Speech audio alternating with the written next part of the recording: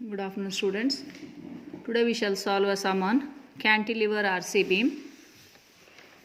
So you can see a cantilever RC beam of span 2 meters is rectangular in cross section, 230 by 380 mm. It is reinforced with 3 bars of 16 mm dia on tension side. Determine the superimposed load on the beam in addition to its self weight. Use M15 concrete and Fe415 steel. So here you can see, we shall write the given. B is 230 mm.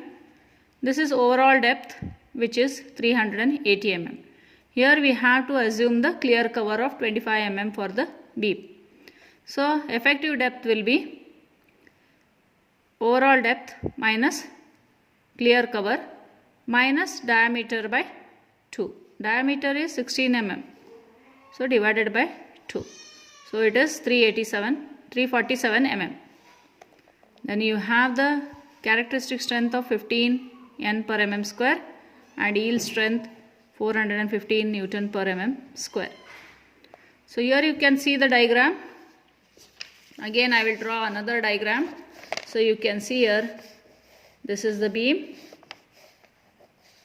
and bars, 3 bars are there of 16 mm. So this is clear cover we have assumed as 25 mm and this is the diameter of the bar equal to 16 mm. So here is the effective depth. So you can see here, this will be the effective depth. This is the overall D. So half of the diameter 25 mm and half of the diameter from this total D, so that here you are going to get the effective depth. So this is how you will have to analyze the problem. He is saying bars are on the tension side. So normally you can see, if this is the beam, you can see here. So if your loading is going on here, the beam will tend to move in this direction. So here there will be maximum compression on the bottom side and here there will be maximum tension. So tension is at the top in a cantilever beam. So that is the reason we are introducing, you can see here, bars are at the top. So now we shall solve the sum.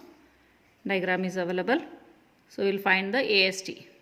Our first work will be 3 bars of 16 mm dia.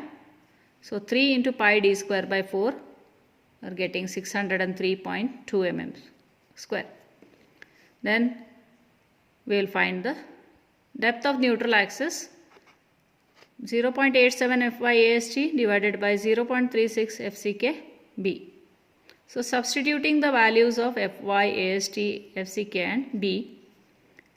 So 0.87 into 415 into 603.2 divided by 0.36 into 15 into 230. So here we are getting depth of neutral axis as 175.35 mm. So referring IS 456, you can see here, page number 70, the limiting value for XU max by D will be 0.48 for Fe415 steel. So XU max by D, 0.48 into D, that is 347, 166.56. Now comparing XU with XU max, you can see here, it is XU is greater than XU max, therefore the section is over reinforced. So the limiting moment equation will be mu limit 0.36 XU max by D 1 minus 0.42 XU max by D into BD square FCK. So again substituting the values, we are going to get mu as 57.31 kilonewton dash meter. Now in the question is asking the live load. So Working bending moment will be limiting bending moment divided by the factor of safety, 1.5 for concrete. So 57.31 divided by 1.5, we are going to get 38.21 kilonewton dash meter. In cantilever, we have the equation for bending moment as m equal to small w L square by 2. Small w is the UDL per meter. So small w into L is 2 meters whole square divided by 2. We'll get this whole thing solving, we will get 2w. So to find the unknown w, cross multiplying it, it is m by 2. So m value is 38.21 we have got here, and this is divided by 2. We are getting 19.10 kilonewton per meter. This is the UDL. Now we will find the self weight of the beam. This is the size of the beam, 0.23 into overall depth into the density of steel. Density of steel will be 25 kilonewton per meter. So you can see here 0.23, 0.38 and 25 kilonewton per meter cube. That is the density. So 2.8185 kilonewton per meter we are getting the answer after multiplying all these three. So UDL will be self weight plus live load. So self weight we have already found out, it is 19.1. That is the UDL 19.1. Self weight is 2.185 plus live load is the formula.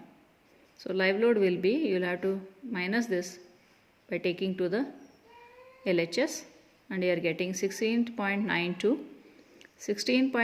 kilonewton dash meter. So you can see here, this is the answer we are getting. So do this sum in your notes.